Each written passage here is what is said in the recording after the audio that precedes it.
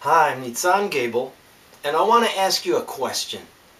Did you ever feel you're sucked into an argument that you didn't want, and you want to get out of it, but you don't know how?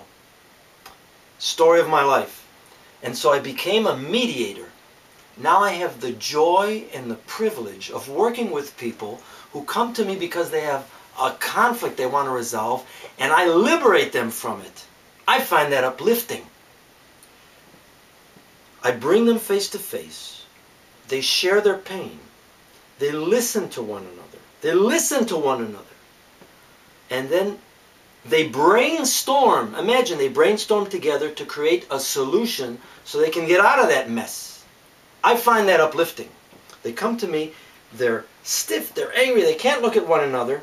I sit them down, and around the table, I create the space where they can share. They pour the whole thing on the table. I move them through the steps until we get a breakthrough. It takes an hour or two at most. And then they get up, relaxed, shake hands, and we created something. We all of us feel this breakthrough is really gratifying and worthwhile. Beautiful. I wasn't always that way, and I had to learn it because where I come from, it's not natural. Because I was born in a family. Now, if you were ever born in a family, you know exactly what I'm talking about. 2 parents and 3 siblings. And with all those people in the house, you just wake up in the morning, already there's disagreement. How did we resolve our disagreements? We argued. I'm right. You're wrong. Those kind of battles went on. I didn't like it. But I couldn't stop it. I didn't know anything else. Until I had 2 experiences that taught me not everything has to be argument. There's actually another way. First time was with my English teacher. I was 20 years old. I went to his house. I was sitting in his lounge. In came his daughter, also 20 years old. She said something just to annoy her father.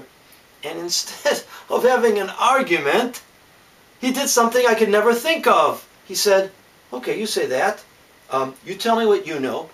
I'll tell you what I know. And let's compare notes. That's not an argument. I couldn't compute that. But I knew it was special. A second thing that happened to me, 10 years later. I was with my friend. We were driving in the rain. And I don't know, we slipped into some discussion where he had to win or I had to win. And it was distressing. And I didn't want to spend the time with him that way, but I didn't know how to get out of it. And then he just drove, he pulled to the side of the road, and he looked at me and he said, hey, I don't know how we got into this, but I don't want it. And I actually think you're a great guy, Nitsan. I want us to stay friends. So let's stop. I could never think of such a thing. So straightforward and so beautiful. And so, as a result of these 2 experiences, I looked for a place to learn how to get out of arguments. So I become a mediator. And today, I have the joy and privilege of working with people to get them out of arguments. I want you to have something more than just my story. So I'm going to share with you a powerful tool that I invented that you can take home and use. Take your finger and point at yourself. How do you feel? Take your finger and point at your neighbor. Now how do you feel? I'll tell you how I feel.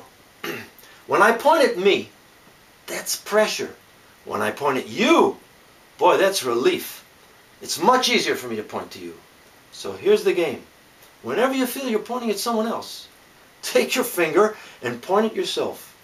And remember, it's up to you. It's your responsibility to be the model of good listening.